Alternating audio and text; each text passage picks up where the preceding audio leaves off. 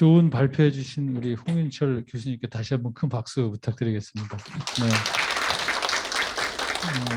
네. 저희가 이번 포럼의 주제를 행복하고 건강한 도시 이렇게 이제 고민을 했던 거는 병원을 출발점으로 새로운 형태의 미래 의료가 어떤 방향으로 발전해 가야 되느냐 이 문제를 고민하고 싶어서 포럼 주제를 잡았었는데 우리 홍 교수님께서 매우 중요한 그 지적들을 많이 해주셨습니다. 스마트 헬스 시티라고 하는 것이 지금 현재 논의되고 있는 도시의 발전 계획이나 이런 것과 관련해서 어떤 방향성을 가져야 하는지 굉장히 중요한 그 문제 제기를 해주셨다고 생각이 들고 오늘 두 분 그 토론을 모셨는데 지금 시간이 생각보다 많이 진행이 돼서 원래는 우리 그 조영민 단장님께서 진행을 해주시기로 했는데 조 단장님도 4시에 다른 회의가 있으셔갖고 먼저 일어나셔야 돼서 제가 사회를 대충 보겠습니다. 그래서 우리 한진옥 책임연구원 팀장님하고 박명희 소장님 앞으로 모셔서 이쪽에 나오시면 좋을 것 같고요. 그리고 우리 홍인철 교수님도 앞쪽에 앉으시면 좋을 것 같습니다. 그리고 조영민 단장님도 시간 되시는 대로 이쪽에 계시다가 편할 때 이석을 하시면 좋을 것 같고요. 먼저 우리 한진옥 경기도 보건의료 지원단 공공보건의료 조사 지원팀의 책임연구원으로 계신 한진옥 박사님 토론을 먼저 듣고 그 다음에 박명희 소장님 이어서 말씀하시겠습니다. 네, 안녕하십니까. 경기도 공공보건의료 지원단 한진옥이라고 합니다. 먼저 좋은 자리에 불러주셔서 저도 재미있는 유익한 강의 듣게 될 수 있어서 좋은 기회였고요. 저는 어떤 내용으로 토론을 해야 될지 고민을 하다가 이제 예시로 보내주신 질문 사항들이 이제 시흥105 서울대병원에게 기대하는 역할들에 대한 내용들이 있어서 저는 광역지자체 그리고 기초지자체 차원에서 시흥105 서울대병원 치과병원에 기대하는 역할은 무엇이 되어야 할까라는 주제로 토론을 준비했습니다. 먼저 사실 앞에서 잘 말씀해 주신 것처럼 여기 시흥105 서울대병원이 설치되는 것은 사실 시흥시와 인근 지역 주민에게 수준 높은 의료 서비스를 제공한다라는 것을 넘어서는 기능과 역할을 기대할 수밖에 없는 상황입니다. 상급 종합병원으로서의 이제 혹은 뭐 종합병원으로서 수준 높은 의료 서비스 제공은 물론이고 지역사회 내에서 국립대병원, 공공병원이 가져야 하는 공공성에 대한 기대가 공존한다고 볼 수 있는데요. 계획서에서도 말씀해 주셨고 아까 교수님께서 발표해 주셨던 것처럼 서울대병원에서도 이 공공의료 서비스 기능 및 역할 수행 계획에도 이제 지역 응급의료 센터나 아니면 보편적 의료 제공 서비스 같은 것들을 포함해서 감염병 대응 체계 구축이라던가 아니면 공공의료 정책 개발을 위한 테스트 베드의 역할들을 수행할 계획이라고 밝힌 바가 있습니다. 제가 오늘 말씀드릴 부분은 광역 기초지자체에 대한 이야기들을 조금 들려드리려고 하는데요. 사실 너무 잘 알고 계시겠지만 이 보건의료 분야에서 지자체의 역할들이 점점 더 증가하고 있습니다.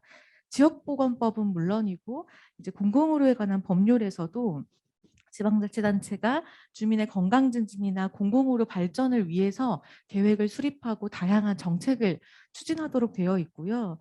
특히 최근에는 지역별로 건강 격차의 문제라거나 아니면 감염병 같은 긴급 재난 대응의 문제들 이런 것들을 포함해서 지방자치단체의 사회적 요구가 굉장히 크게 증가하고 있습니다.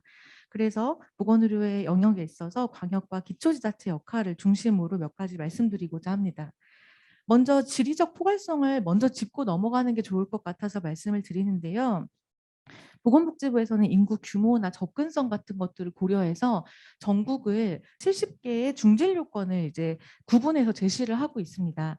인구 규모나 접근성 같은 것들을 고려해서 발표를 했고 권역별로는 권역 책임 의료기관 그리고 70개 중진료권에서는 지역 책임 의료기관이 지정 운영되고 있습니다.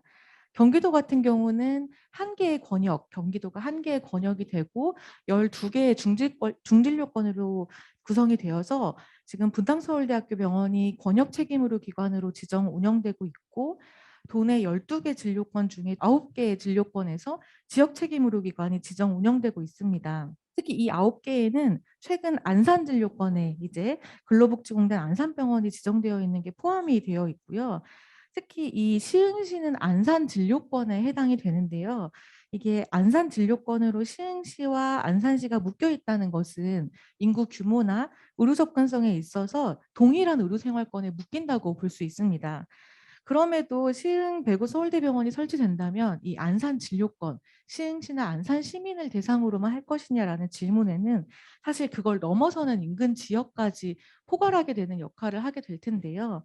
아까 이제 보셨다시피 이 서울대병원에서도 자체적으로도 이제 부천 진료권, 안양 진료권, 수원 진료권의 일부 지역들 그리고 인천 진료권까지 포괄하게 될 것으로 예측을 하고 실제로 예비 타당성 조사에서도 시흥시와 안산시, 인천광역시의 연수구와 남동구까지를 주진료권으로 보고 있습니다. 이런 측면에서 첫 번째 광역 차원에서는 어떤 역할을 기대하게 될 것이냐에 대한 답인데요. 먼저 경기도 차원에서는 전반적인 경기도의 주된 이제 의료 자원의 양과 질과 같은 전체 수준을 올려줄 수 있을 거라는 기대를 하게 될 것 같습니다. 특히 필수 의료라는 측면이 굉장히 공공의료에서 중요한 개념인데요. 이제 이 필수 의료 제공을 위해서 응급, 심내 같은 중요한 이제 필수 의료 제공 서비스의 핵심 역할을 할 수 있을 것으로 기대를 하고 있고 실제 경기도도 수도권에 굉장히 맞닿아 있어서 자원이 많은 것처럼 느껴지지만 실제 데이터들을 인구 이제 100만 명당 기관 수라든가 아니면 뭐 면적당 기관 수라든가 이런 것들을 보면 전국 평균에 훨씬 못 미치는 수준을 보이고 있습니다. 심혈관 질환 같은 경우도 마찬가지고요. 경기도라고 해서 되게 많은 자원들이 집중되어 있는 것으로 보이지만 그렇지는 않은 현실이라 이러한 현실에서 시흥대구 서울대병원이 경기도에 설치가 된다는 것은 이런 전체 수준을 좀 끌어올려 줄 수 있는 기대가 될 것이다라는 것을 이제 말씀드릴 수 있습니다. 특히 공공전문진료센터 같은 것들이 전국적으로 설치가 되고 있는데요. 이게 아무래도 지방 의료의 질 향상을 목적으로 설립이 되어서 수도권 지역은 제외되는 경우가 있고 특히 경기도에서도 경기도 내에 우선순위가 높은 전문병원으로는 어린이 전문병원, 감염병 전문병원, 권역재활병원, 재난거점병원, 화상전문병원 같은 것들이 경기도에는 없어서 이게 필요하다라는 우선순위가 도출된 바가 있습니다. 이런 서비스 제공뿐만 아니라 이제 도의 정책 개발이나 이행을 위한 전문 조직으로서 참여하게 되는 것을 기대할 수밖에 없는데요. 경기도에는 5개의 상급 종합병원이 있습니다. 감염병 공동대응을 포함해서 도내 다양한 보건의료 체계에서 이 상급 종합병원들이 협력 체계를 가지게 되는데요. 이 만약에 분당서울대병원에 이어서 이 시흥배구 서울대병원이 운영이 된다면 이런 주요한 도의 보건의료 지원을 위한 이런 조직들에 포함해서 운영이 될 수도 있을 것 같고 또한 아까 그 치과병원에서도 보여주셨다시피 광역 단위로 설치되어 있는 치과 중증 치과진료센터를 포함해서 권역심내혈관질환센터, 광역치매센터, 지역암센터 이런 광역 단위의 다양한 보건의료 지원 조직의 운영 또한 가능할 것으로 생각이 됩니다. 기초지자체 차원에서는 사실 아마 보건소에서도 말씀을 많이 해주실 것 같은데요. 먼저 지역 내 필수 의료 서비스의 의료 공백 해소가 제일 첫 번째일 것 같습니다. 특히 안산진료권 같은 경우는 타 지역에 비해서 이제 중증 응급질환자나 중증 외상 환자의 원내 사망률이 높다고 보여지고 있습니다. 뇌졸중도 마찬가지고요. 그래서 이 안산진료권이 타 진료권에 비해서 좋지 않은 건강 수준을 보이고 있는데 이런 것들이 1차적으로 해결해 줄 수 있는 이런 의료 공백 해소가 기대되지 않을까 싶습니다. 또한 이런 서비스 제공뿐만 아니라 지역 내 의료 전달 체계 구축과 거버넌스 기능에서도 굉장히 많이 기대가 되는데요. 중앙의 보건의료 정책 방향에서도 지역에서 이런 의료 네트워크를 구성하는 게 굉장히 중요하다고 강조하고 있습니다. 그래서 시흥배구 서울대병원이 설치된다면 이게 지역 내에서 의료 전달 체계를 좀 완결적으로 만들 수 있는 아주 좋은 사례를 만들 수 있지 않을까 생각이 됩니다. 마지막으로 2가지 정도만 말씀을 드리고 싶은데요. 첫 번째는 지역 완결형 필수 의료 확보를 위해서 다양한 정책 수단과 연결될 수밖에 없다는 점입니다. 이런 아까 말씀드렸던 심뇌혈관 질환 같은 경우도 중앙정부 위주로 지금 지역 심뇌혈관 질환 센터 지정 운영권도 지속적으로 논의가 되고 있고, 응급의료센터 관련해서도 이제 개편이 필요하다는 이야기가 계속 나오고 있습니다. 그래서 시흥 105 서울대병원이 설치 운영된다면 이런 필수 의료 확보를 위한 다양한 정책 수단과 긴밀하게 연결될 필요가 있겠다라는 말씀을 드리고 싶고요. 또 마지막으로는 이게 이 병원 설치가 의료 자원의 확충, 우리 동네에 병원 한 개 더 생긴다 에서만 강조가 된다면 향후 조금 더 포괄적인 건강 수준 향상, 주민의 삶의 질 향상 이런 것에는 한계가 있을 수밖에 없을 것 같습니다. 그래서 아까 홍윤철 교수님 강의에서 말씀해 주신 스마트 헬스 시티가 굉장히 중요한 개념이 될 것 같고요. 너무 잘 아시다시피 이제 건강은 사실 의료 서비스뿐만 아니라 다양한 사회에 영향을 미치고 영향을 받게 되고, 이런 건강 결정 요인들을 충분히 이해하고 이 시흥시의 컨셉에 이런 것들을 반영할 필요가 있다고 생각을 하고, 특히 시흥시 같은 경우는 건강에 영향을 미칠 수도 있을 것이라고 이제 생각이 되는 가구 소득이나 주점업소, 지역의 재정 자주도와 같은 지표들이 조금 안 좋은 걸로 나타나고 있어서 이런 것들을 조금 더 포괄할 수 있는 접근 전략이 마련되어야 한다라고 생각하고, 특히 이러한 이유로 오늘 자리를 만들어 주신 대학과 도시 포럼이 매우 의미 있다고 생각하고, 시흥시에서 지금 추진하고 있는 건강도시 사업의 접근 전략 또한 계속해서 확대되고 강화되어야 된다고 생각합니다. 이상으로 마치겠습니다. 감사합니다. 네, 고맙습니다. 이어서 우리 박명희 소장님 토론 부탁드리겠습니다. 네. 보건소장 박명희입니다. 아까 이제 교수님들께서 발표하시면서 이제 우리 시의 의료 자원에 대한 문제도 말씀하셨습니다. 맞습니다. 저희 시가 이제 타 시에 비해서 확실히 의료의 자원이 작게 되어 있고, 사실 큰 종합병원이 없는 걸로 인해서 우리 시민들이 아까 데이터에서 보듯이 66% 정도가 타시를 의존하고 있다. 이런 말씀 절대적으로 맞는 말씀이고 공감하고요. 그리고 이제 저희가 한 4년 전부터 사실 공공의료에 대한 공부를 많이 했습니다. 그 공부를 많이 하면서 중앙 차원에서의 공공의료에 대한 접근은 많이 있었지만 우리 시흥 지자체가 추구하는 공공의료에 대한 것들이 어디에서도 하는 곳이 사실 없었습니다. 그래서 저희가 한 1년 정도 이제 공공의료 협의체를 만들어서 많은 공부를 했지만 사실 답을 찾지 못하고, 그 이후에 바로 이렇게 코로나가 오면서 더욱더 이제 저희가 공공의 중요성은 인식을 하면서 이것을 어떻게 접근하고 풀어가야 할지에 대한 답을 얻지 못하는 가운데서 지금 오늘에 이렇게 직면해 있고요. 그러면서 저희가 생각할 때 그때 우리가 공공의료를 바로 성공하지 못한 이유 중에 하나가 공공병원이 없어서 그렇지 않았나라는 생각이 제가 들었습니다. 그래서 무엇보다 지금 우리 서울대 병원이 우리 시흥에 들어오면서 공공의료에 대한 정말 제대로 된 발판을 만들어 주시기를 간곡하게 부탁을 드리고, 공공의료단이 발족을 한다고 하셔서 너무 감사를 드리고요. 그래서 이렇게 우리가 뭐 지역에서 필수적인 의료를 공급하고 또 뭐 건강 격차나 취약계층 양극화를 해소하기 위해서도 반드시 필요한 게 공공의료의 접근이라고 생각이 됩니다. 이번 이 코로나를 보면서 저희가 우리 국민의 안전과 보건을 위해서는 공공의료가 무엇보다 중요하다. 그리고 그것들이 곧 지역의 경쟁력이 아닐까라는 그런 생각도 해봤습니다. 그리고 이제 저희가 또한 이제 공공의료가 이렇게 갖춰질 때 지역 내 의료기관과 보건소와 공공의료와의 얼마만큼의 유기적인 협조 체계나 상시 의료 전달 체계를 잘 구축해서 지역 내에서 의료 자원이 신속하게 공유가 되고 전환되는 시스템이 갖춰져야 할 것인가가 가장 큰 중요한 의제라고 생각합니다.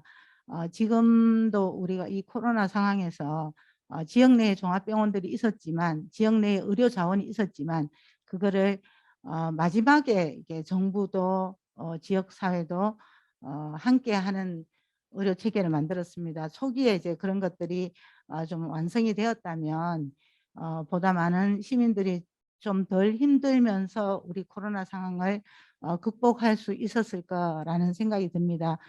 지난 3월 14일에 이제 의료기관에 그 코로나 검사, 신속항원 검사를 확진자로 인정하면서 지역 내 확진자도 물론 많아졌지만 잘 대처해 갈 수 있었지 않나라는 생각을 할 때 그 서울대가 공공의료 지원단을 만드시면 그것이 지역사회에서 의료 전달 체계를 잘 구축해서 그 부분부터 잘 정립해 주셨으면 좋겠다라고 생각을 합니다.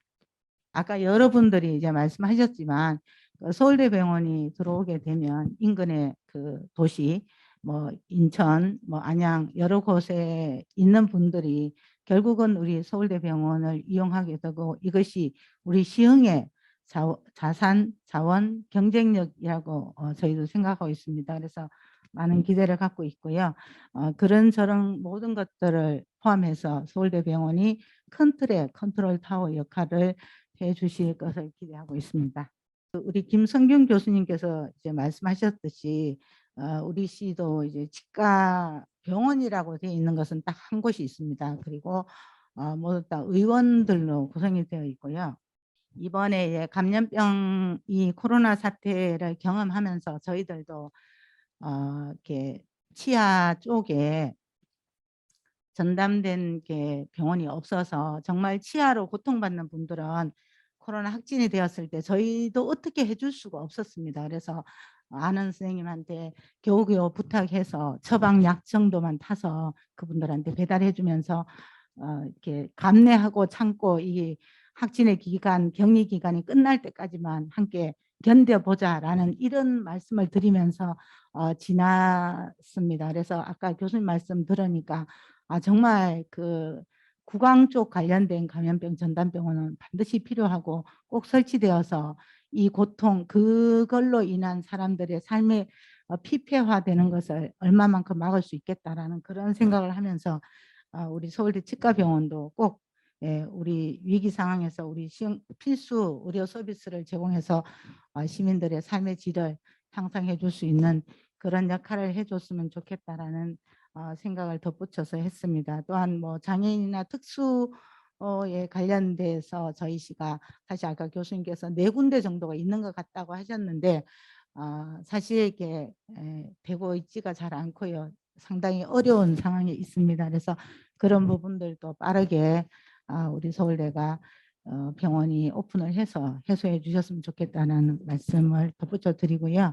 네, 홍윤철 교수님 말씀처럼 우리 그 유럽에 그게 사실은 콜레라가 터지고 역학조사를 했더니 결국 역학조사를 해서 이것이 무엇의 문제였냐라고 파악을 했더니 물의 문제였다. 그래서 수돗물을 공급을 중단하면서 그것이 다 없어지고 소멸됐듯이 지금 이 지역에서 도시에서 우리가 얼마만큼 이 도시의 상황을 잘 파악하고 도시의 좋은 점과 도시의 나쁜 점을 어떻게 개선하고 고쳐서 지역 주민들이 더 편안하게 살 수 있을까라는 것을 만드는 게 저희는 건강도시라고 생각합니다. 그래서 저희 시도 건강도시를 2012년부터 해왔고요. 2016년도에 건강도시 추진본부를 만들었고 그때부터 건강도시에 대한 노력을 끊임없이 쉼없이 하고 있습니다. 그렇지만 그 홍윤철 교수님 말씀처럼 지역에 많은 자원, 저희 시흥은 특별한 자원이 많다고 저희도 생각합니다. 그래서 그런 자원들을 잘 생태, 환경, 녹지 뭐 이런 부분들을 잘 개발하고 개선해서 우리 시흥에 맞는 그런 도시 브랜드를 만들고 그거에 큰 중추적인 역할을 우리 서울대병원과 서울대 치과병원이 해주셔서 우리 시민들이 행복하고 건강한 경쟁력 있는 도시가 될 수 있도록 부탁을 드리면서 마치겠습니다. 감사합니다. 네, 감사합니다.